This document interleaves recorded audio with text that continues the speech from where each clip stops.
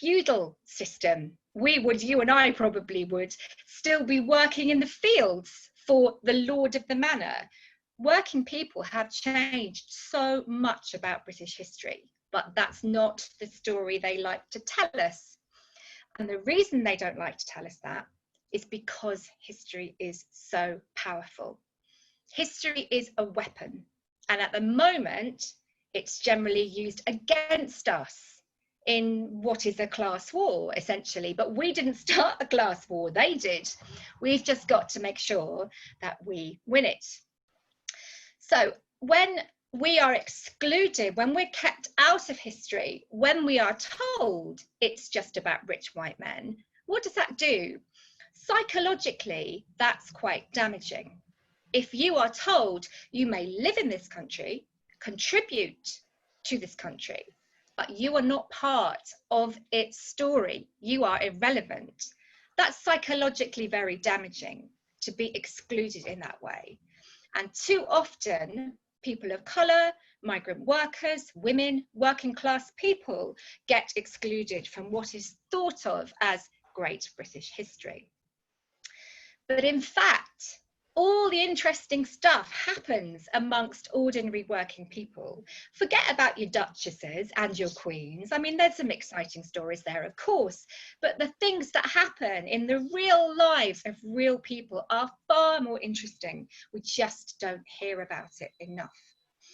And in fact, working people have always been incredibly good, courageous, organised, tremendously good at standing up for themselves and each other. And the best example of that is some East End, East London women working in a match factory who went on strike. They stopped working and walked out in the summer of 1888. They essentially told the establishment, told the government, Irish lives matter, Jewish lives matter, women's lives matter, working class people's lives matter. The establishment did not like being told that at all. But the women who were considered powerless and the lowest of the low, people looked down on them horrendously, were incredibly strong, incredibly united, and actually ended up virtually changing the world for working people. The establishment thought they were worthless, essentially. And why? It was because of their identity. Three things in particular. They were Irish, they were women, and they were from the East End of London. As far as the Victorians were concerned, all of those things were very, very bad. And all of them together, all three of them, we don't want to hear from people like that. Irishness, Irish people came to England because of political oppression, because of the Brits, basically, because of what the English were doing in Ireland. We drove Irish people here through famine, through oppression. But then when they got here, as migrants so often are, they were forced to take the worst jobs, the lowest paid jobs, and the worst housing. And then what we tend to do in England was blame them for that. How dare they be poor? Why do they live in these awful conditions? Why do they take these awful wages? Well, it was completely our fault, but we didn't like to look at it that way, of course. But what the Irish did was incredible. They were considered, the Victorians were quite mad, really, the Victorian establishment, and very, very racist, like extraordinarily racist. They invented new ways to be racist. All the white supremacy that we see in Trump's America, these racial fictions, that there even is a white race, let alone its superior, the Victorians made that up. Thanks, the Victorians. Eugenics began around this time in Victorian England, that evil pseudoscience. So the Victorians decided that the Irish were black, that they were actually black, a negroid race, as they put it. And that was obviously not true, but who cares about that? It was a great excuse to demonize them. How do we justify treating people badly? We demonize them, we dehumanize them. We say they are less They are less than us. These people don't deserve better wages. They wouldn't know what to do with good housing. They're not like us. And that was exactly what was said about Irish London. And here's a quote from this period. Men here in this Irish part of London are not human. They are wild beasts. Says it all, doesn't it? What the London Irish did, though, was so impressive. How did they turn that around? They made Irishness a strength. They refused to let it be a weakness. They refused to be ashamed of their identity.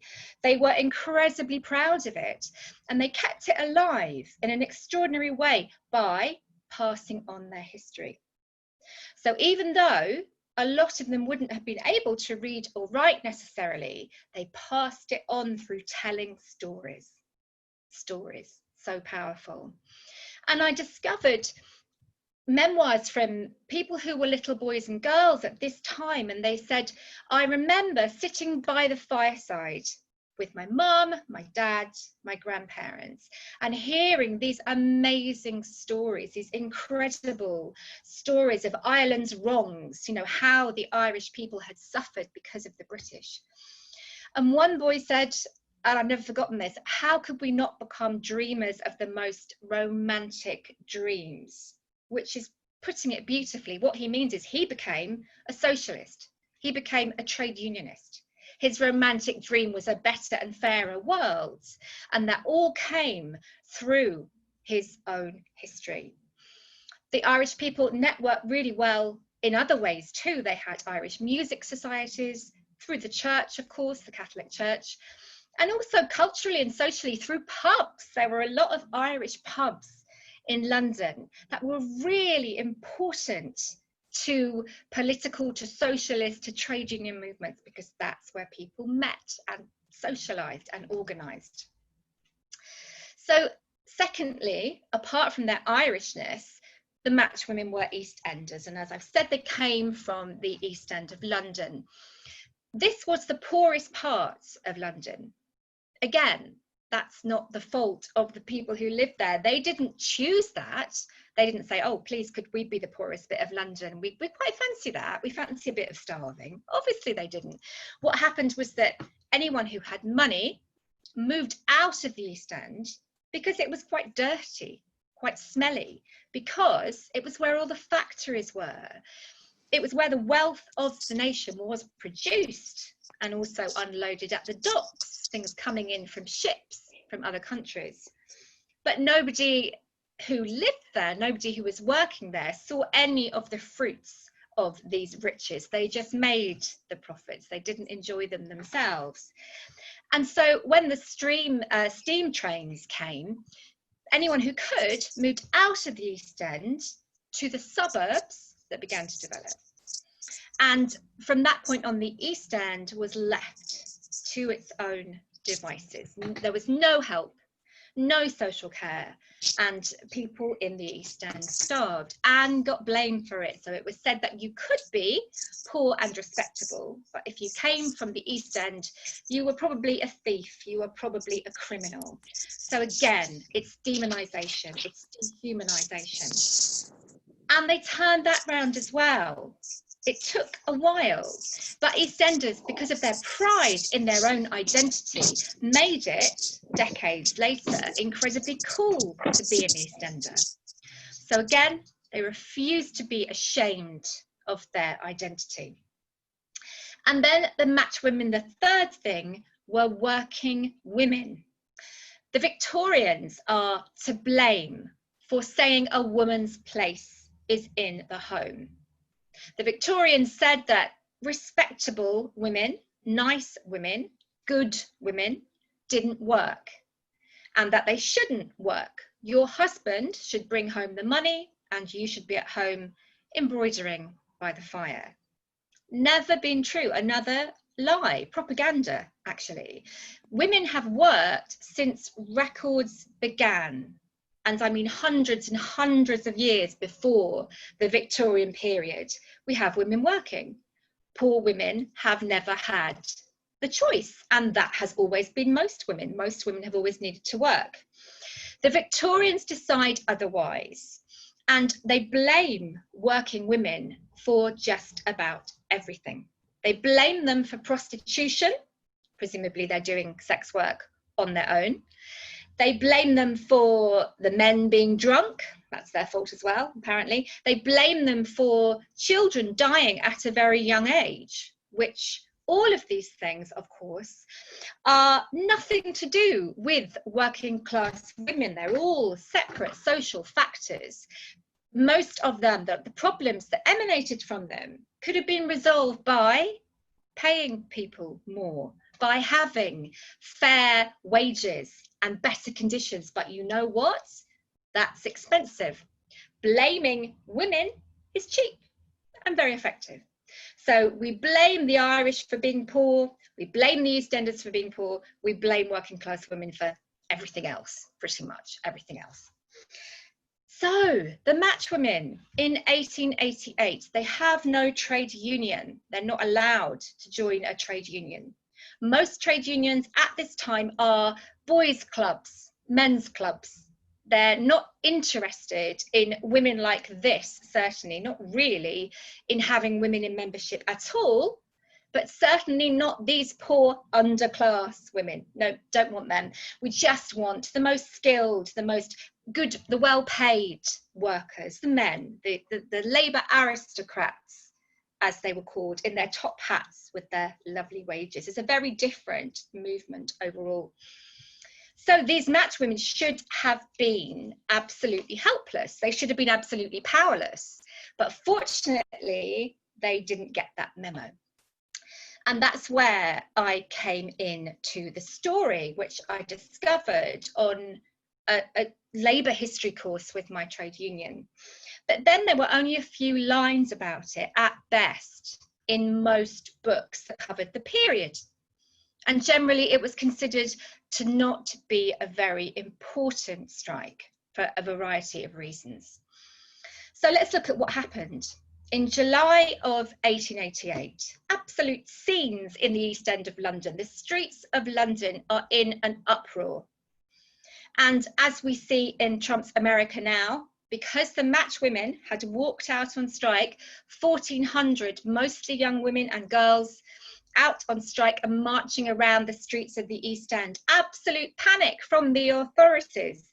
The police are rushed in from all over the country to protect us against these dangerous, terrifying match women, because at this time there's a real fear of revolution.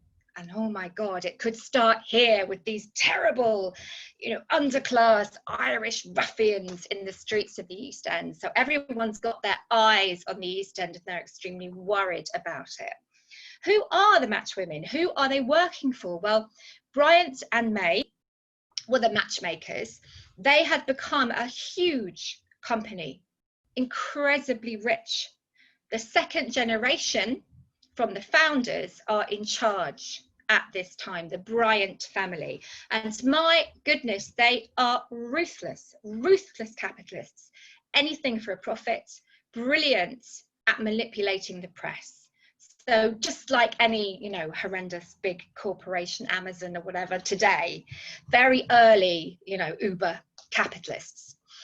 And they've managed to make so much money that the Bryants are living in extraordinary castles, basically, almost palaces, enormous, enormous houses, the sort of place that Dominic Cummings' father-in-law perhaps might live in, or Boris Johnson might be one of his houses perhaps. But the workers are starving and their wages are lower in 1888 than they had been in 1878. So over 10 years, the wages are not frozen, they've gone down. Obviously, everything else, prices have gone up. And the effect of this was that the match women looked very small and frail and unwell, even for working class women in the East End who did not look well and who were not well, generally speaking. But because some of them were so young when they started work. I mean, some of them were 11, 12 years old or even younger when they started working here. So they weren't able to develop properly. They weren't able to hit puberty properly. because they were starving. They were malnourished. They also were whistleblowers. And just like the nurses today who complain about their conditions, they were banned from doing this. It made management very angry. Do not talk to the press. But they did, because they wanted people to know about their conditions. And they told one journalist in the summer of 1888 all about what life was like in this factory. This factory that looked like a castle, turrets and, you know, towers. It looks beautiful from the outside, but inside a very different story. And they said to the journalist, not only are our wages so low, but they take money out of our wages all the time. Any excuse. So if they say we're late, we're talking, we're laughing. If the matches catch fire when we're making them, which they couldn't help, matches obviously are very flammable. I mean, that's kind of the whole point of matches, right? And it wasn't their fault at all. It was the fault of a horrible chemical called white phosphorus, banned as a weapon of war, though used in war. Horrible, horrible toxic chemical. And it was this white phosphorus which their employers did not have to use. There were safe alternatives, but I bet you've guessed why they didn't use them. They were more expensive. White phosphorus was cheaper. So if you were in a room with white phosphorus, even for a minute, you could pass out. The fumes were so strong. You could be sick, you could vomit. If you worked long term in the fumes of white phosphorus, you might develop a disease, a necrosis, which means your bones would rot, that the match women called phossy, after the phosphorus, and jaw, phossy jaw, because it decayed their jaw bones while they were still alive. And they told this journalist about this, and they said, well, what will happen is that you get a toothache, you get a swelling of your jaw, and eventually the bone decays while you're alive. And horrendous, people would develop abscesses and they would be spitting bits of bone out, their own jawbone.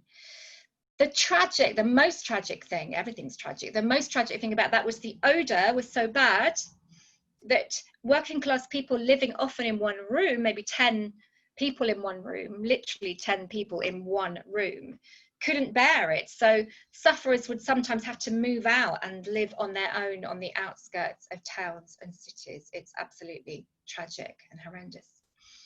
So the journalist that they spoke to, Annie Besant, wrote about their conditions. What happened next is bizarre, because people credited Annie Besant with leading the strike that happened a couple of weeks later on no evidence at all. And in fact, on her saying, I did not lead this strike, she couldn't have been any clearer. But Annie Besant was a socialist, and you know, we like to panic about socialists stirring things up. Think about Trump blaming everything on Antifa. Everything's Antifa, isn't it? It's not the legitimate anger of black people and people all across America. Oh no, it's these people stirring it up. Well, that's what everybody liked to say about this strike. Better to say a journalist who is at least middle class, not working class, and at least is one individual, has led these women, made them all go on strike. That's safer. That's not as scary as thinking that this many people, 1,400 women and girls, are furious, are incredibly pissed off and angry, and have gone out on strike. There's really no evidence for it. In fact, as I say, we've got Annie Besant constantly saying, I didn't start this strike. I don't think there should have been a strike. It's utterly weird. And it's the story not only was that way at the time, you can understand that because, of course, the employers would love to blame Annie Besant rather than their own terrible treatment of their workers. And, of course, the right wing, the establishment newspapers will be happy to do that as well. But why had the story stayed that way until I started looking at it? Why had it stayed? This story of one great leader who was not a worker, who made these people go on strike?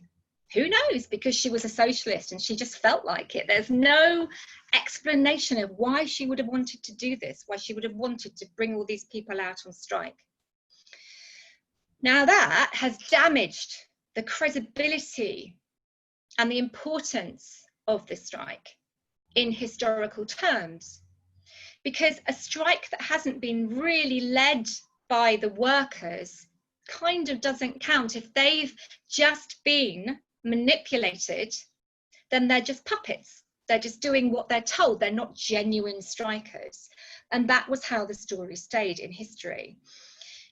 It makes the women just helpless little victims that are being led by somebody, you know, a lady, somebody who's more of a lady. When I came to this story and started reading about it, it didn't make sense to me. I didn't realize at the time that I had an advantage. I felt, you know, I wasn't a proper academic. I hadn't gone to Oxford or Cambridge universities. What did I know? But I'd had the advantage of being involved in strikes and in trade unions. And I knew how strikes really happened. And they didn't happen, in my experience, because some lovely lady in a nice dress showed up at a factory gates and said, I say, girls, we've decided, my socialist little group and I have decided that you're all going on strike. So off you go. What would these women have said? Who the hell are you, for one thing? And secondly, well, we have no money. We can't just go on strike because you fancy it. It's the most strange notion. It just doesn't work. It just doesn't track whatsoever.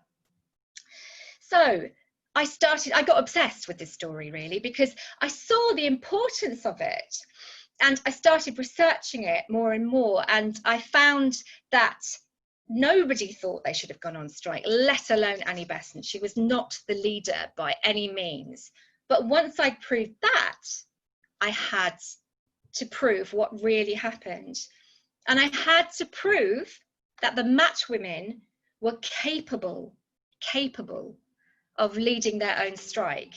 It sounds ludicrous, but I had to, you know, meet with sort of academics and historians and go into archives.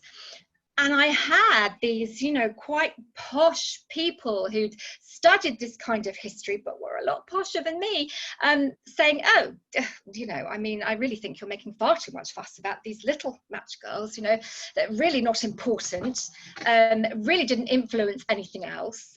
It's the next year, you see, Louise, it's not 1888, it's 1889, when proper trade union history in this country begins with a strike by dockers. That's the important strike, Louise. You have to understand everything comes from that. And I said, but the matchwomen went on strike first. Does that not make that the start? And they sort of roll their eyes and say, oh, you know, we can tell that you come from a trade union background. We can tell that you're not, you know, a proper academic. You don't really understand it. And I thought, well, this doesn't seem right. It doesn't seem right at all. So I had to prove that the matchmen were capable of leading their own strike, capable of knowing they were exploited and oppressed. Because obviously, if they haven't read Karl Marx, perhaps they wouldn't know, right? Just because their jaws are rotting and they're dying and starving, they still need a middle-class person to point out to them. Ridiculous, ridiculous. So I found what really happened. Annie Besant's piece was printed. Bryant and May were absolutely furious, furious. They'd built up this great reputation in the press and it was being ruined. So they started bullying and threatening their workers, just as management will do today. They said to them, you will sign a statement, a paper, to say this journalist has lied.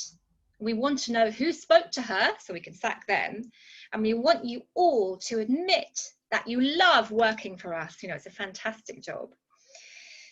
Now, this was a huge risk for the women if they didn't sign this. They could be sacked just like that. They could lose their jobs in a second, No contract of employment, no employment rights. Often they would lose their jobs just because the foremen were annoyed with them.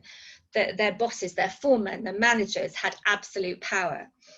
But the foreman left these papers and said, you better sign them. We will be back in half an hour. We want all your names on those papers. And when they came back, the papers were blank. Not one single matchwoman would sign them. And we know that this was because they understood loyalty and solidarity. As far as they were concerned, Annie Besant had spoken up for them, had written the truth, and they didn't want her to be called a liar. And we know this because we have a rare example of the matchwomen's words. They sent a note to Annie Besant to tell her what was happening. And they said, my dear lady, they have been trying to get the poor girls to sign a paper saying that you have lied. We refuse to do this. You have spoken up for us. What you have said is absolutely true, and we will not go back on you. We hope you will not get into any trouble on our behalf. I find that so touching. Annie Besant could look after herself. She had powerful friends, but they were concerned about her. And that is solidarity, isn't it? To me, that is solidarity. You stick up for somebody who stuck up for you. The next thing that the employers did, again, something management will do today, is they fired one girl in particular who was popular and who they regarded as a probable ringleader, somebody who probably was stirring up dissatisfaction, unhappiness at work. So they fired her, but they really underestimated their workers. They should have known better, because these women had been on strike before. They were not scared. If you push them too far, like people in America, push people too far, they won't take it anymore. So they all, as one, laid down their tools, walked out of the match factory, streamed out, 1,400 of them, onto Fairfield Road and then the huge Bow Road, the main road in East London. And what they did then is quite incredible. According to what people thought of working class women like them at this time, they should have been completely incapable of making any decisions, just panicked, oh no, we've gone on strike by mistake, what shall we do? That was the view that people had of these people, that they're not really political, that it takes the middle classes to tell them how to be political. But immediately they swung into action, and it was impressive. I found that they had a vote outside the factory, and they voted for 6 women to go back in to the employers and represent them, to put their case. And they weren't just asking for this one girl to get her job back. They immediately politically widened their demands. So they said, we don't just want her to get her job back. We want an end to the fines, the money you're taking out of our wages if the matches catch fire. We want a separate dining room, a separate room to eat in, because they bought bread, which was all you lived on if you were this poor. A bit of stale bread from home would be your lunch. You would rest it on your workbench. By the time you got to eat it, the phosphorus particles in the air are on your bread. So the phossy jaw is going to have an easy route in, the phosphorus poisoning. And they knew this. And key demand, the right to form a union.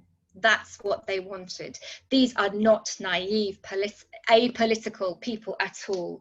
They are radical and militant, and they want the right to unionize. They believe in that. Brian and May are so angry. How dare you even talk to us, let alone making demands, forming a union? This is outrageous. Brian and May are furious, and they say, no, forget it.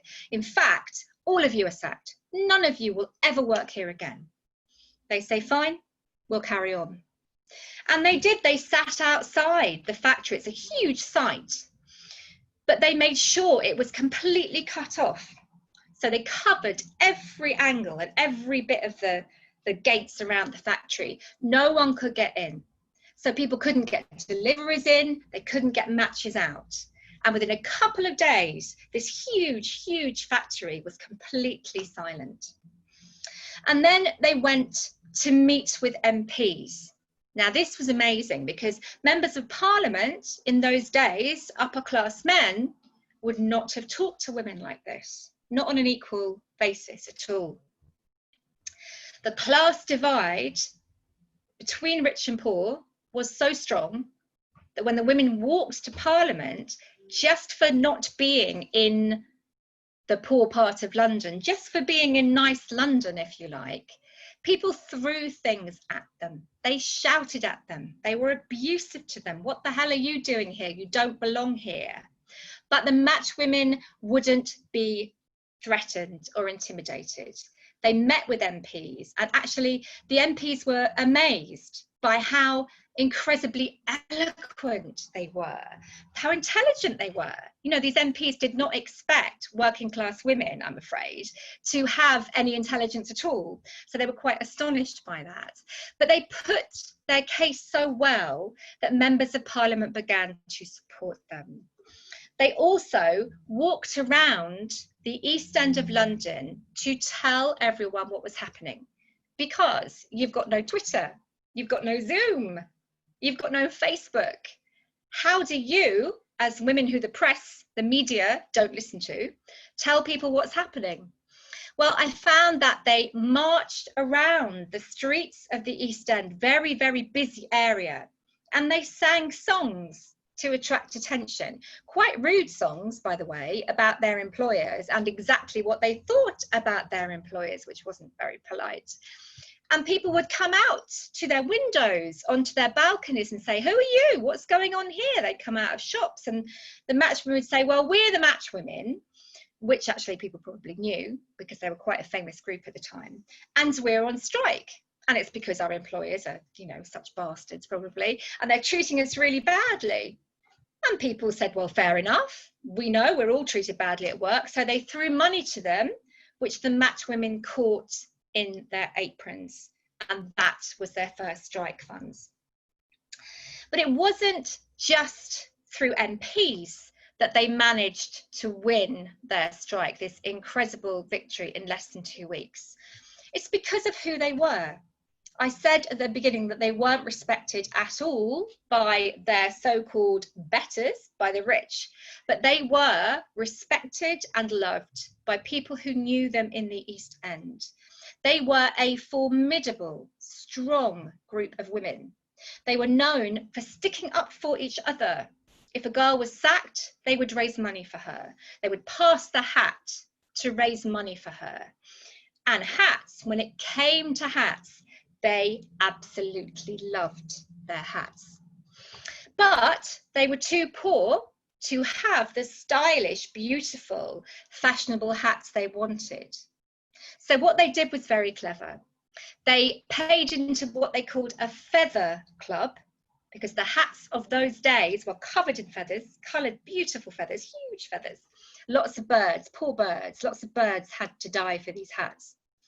And they would buy hats that they would all share. So if you had a hot date with a docker, you would get to borrow, if you were lucky, one of the hats. So you would look amazing on that date. That was very important to them. They knew that people looked down on them. Oh, they're only East End girls, they're only factory workers, they're only matchwomen. But they said, well, when we're going out for a night, when we can afford to do that, we're going to look amazing and stylish and cool. And you're not going to disrespect us. And by the way, if you did disrespect them, that they had a good punch as well. They had to fight actually physically to defend themselves and each other, because the streets of the East End were dark, they were not lit, and there was so much sexual assault and abuse, often from men of the upper classes and the middle classes who came into the area for that purpose.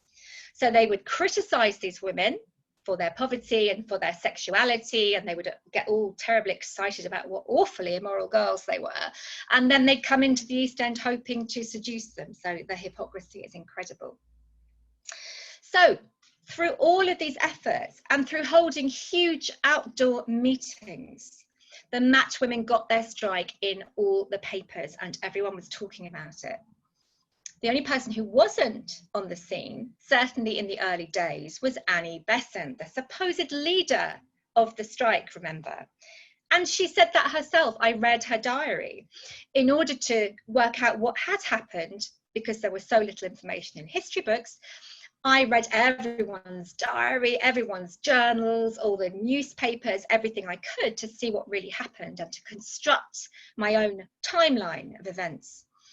And I found that she said she was at work and there was all this noise outside, and she looked out of the window and there were all these sort of poor looking women blocking the pavement. That was her concern, really, blocking the pavement. This is a nice part of London and people couldn't get by. So she sent down a note and asked them to move. She didn't know who they were. Now, a strike leader would be aware that a strike had begun, which she wasn't. They came and told her, we're the match women, we're all on strike, and would suddenly recognise the strikers. But even though people know, anyone can read her diary, it's published, that she said this, people have still insisted Annie Besant led the match women strike that she didn't even know about. But she did then join them. She wrote some good publicity for them, but she never really approved of the strike. She thought it was a terrible thing for workers like this to go on strike, was risky. They had no money, they had no funds, it was a bad idea. Because of the match women's efforts then, pressure grew from all sides on the company. MPs, who were shareholders in many cases, and liberals, vicars, were shareholders in Bryant & May because the original founders had been religious men and were supposed to be good. It was supposed to be good employers. Hugely embarrassing for them to be exposed in the press as making lots and lots of money from their shares in a company that were exploiting young girls. People's jaws are rotting so you can make a profit. Didn't look good at all. So as usual, it's not because an employer suddenly becomes wonderful and, you know, like Charles Dickens' A Christmas Carol, they suddenly realise, oh no, they're visited by ghosts, and they suddenly think, oh, we've behaved terribly to our workers, we must have a change of heart. No, we wish, right? It was because share prices tumbled and they were so put under so much pressure by the government. You have to give in to these women. They were furious. It was completely humiliating to them to give in to what they called a rough set of girls. They had contempt for the women who made them all this money so they could live in fancy mansions. But they were forced to give in, and in less than 2 weeks, the women won better wages, better conditions, an end to those fines, and the right to form a union that became the largest union of women and girls in the country at the time. It's extraordinary. It was an extraordinary victory from people who were supposed to be the lowest of the low and completely powerless. Not surprisingly, other workers were influenced by it. You would expect that. Working people are not stupid. People often think we are, but we're not. So the dock workers were very, very closely connected to the match women. They were largely Irish, the men who worked on the docks. They were often married to match women. So they're not going to not realise that the wife is on strike, or their daughter is on strike, or their sister is on strike. They're all related to each other. And they went to the match women's union, the dockers, and they said, can you help us? We're really impressed with what you've done. Can you tell us how to organise a union, how to organise a strike? And helped by the match women's union, the dockers went on strike. It was a huge strike in 1889. Lots and lots of workers, every day, new strikes, used the match women's model, their blueprint, to force employers to let them form trade unions. Hundreds of thousands of people were now trade unionists, and over the next few years. Of course, employers fought back, as they always will. Not all of those unions lasted, but the match women's one did. It lasted until the 1920s. So it's an incredible achievement. The way I regard this strike is that it's the start of the whole modern trade union movement. When I say the modern union movement, I mean unions which are or should be political, which should be, like UVW, fighting for working people on a class basis. So from that comes the Labour Party. So everything starts with the match women, and it took me 20 years, but Jeremy Corbyn, bless him, acknowledged this a couple of years ago. He said, these are the mothers of the trade union movement. They're the mothers of the Labour Party.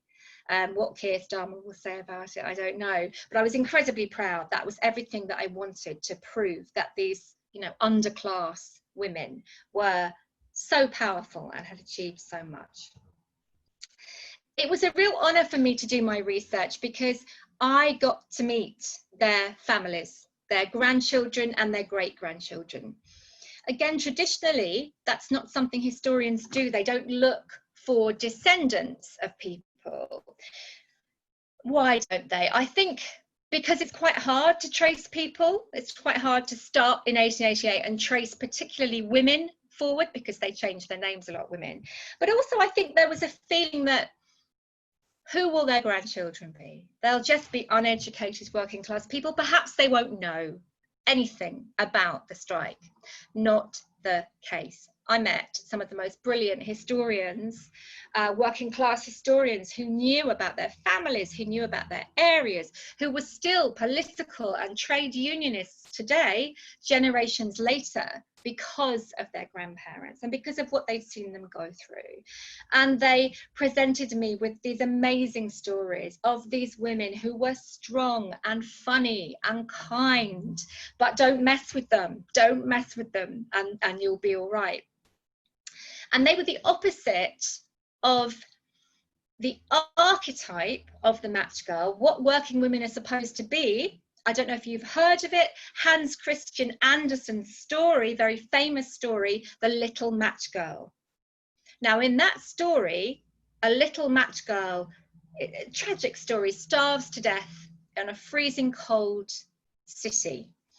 She's out at night trying to sell matches. She sinks down. She's a hypothermia, starvation. She basically dies and is lifted up to heaven in her grandmother's arms. She sees her grandmother coming to lift her up to heaven, and her body is found the next day with a smile on its face. Now, that is what they would like us to be like. That is what the establishment, what Trump, what Boris Johnson would like working people to be like. Die quietly. Die quietly. Go back to work in a virus, go back to school, and don't complain. Die like the little match girl. No talk of trade union rights, thank you. No complaints. Be silent. And then we'll say you're a hero, like the little match girl, even with a smile in her last moments. She's a hero. I'm sure, Matt Hancock would come and clap for her. The government would come and clap for her. The match women tell us, do not be the little match girl. Do not die quietly. Be the nasty, loud, unladylike and aggressive if you have to be. Don't die for profit. Don't die for other people's profit so that your employers can live in mansions. And finally, people were forced to admit that the match women were not quite as they had thought they were, that they were not stupid, that they were incredibly brave. And it changed the idea of the working girl, the working class girl, who was so looked down on. In fact, working girl is a phrase the police used to use to imply a sex worker. So that's how insulting they were about women who were working. They were considered to be not decent women. The match women absolutely turned that around and forced people to acknowledge that they were brilliant political organisers, brilliant trade unionists, and that they stood up for each other. Now, the dock workers who went on strike always acknowledged their debt to the match women. But historians said, no, the dockers were too different. They were nothing like the match women. I mean, you know, they weren't women, but apart from that, they were the same people, the same families. It's really bizarre how we have disconnected them, because people who write about this kind of history in this country tend to be upper class people who perhaps don't understand how networks and how families work, and how communities, how poor communities work, and how they operate and support each other. But during the dock strike, the leader of the dock strike said to his men when they were losing hope, "Don't give up. Remember the match girls. They stood shoulder to shoulder. They formed a trade union. You must do the same." He was talking to hundreds of thousands of people, but he thought they would all know exactly what he meant by the match women. That's how inspiring they were. Everyone knew exactly who the match women were. Never basically underestimate workers like them, like us. Never underestimate women and girls, their sisterhood, their solidarity. It's incredibly powerful. And that's what they don't want us to realise. That's what the establishment, that's why they focus on history from above, kings and queens. You can't do anything, little people. Only we can do something. That's deliberate. If you don't believe it's deliberate, you only have to look at how right-wing governments, when they come into power, will close down bits of universities and underfund, take money from the centres at universities that teach this kind of history, because they know how incredibly powerful this kind of history is. And this tells us that we have to use it, that history is a weapon, and we have to use it to inspire ourselves and to remember the shoulders that we stand on. And this applies to migrant workers today, to Muslims, to people of colour. We see the brilliant organising, we see the brilliant resistance that's happening in America. It's no different. Somebody said at the time of the match women's strike that they thought the poor were almost inanimate objects, almost not human, not real, that they were dry bones, that they were like skeletons, they had no life to them. But they said, now we see that these so-called bones stand on their feet, an exceedingly great army. And that's what we can be with unity and solidarity. Thank you.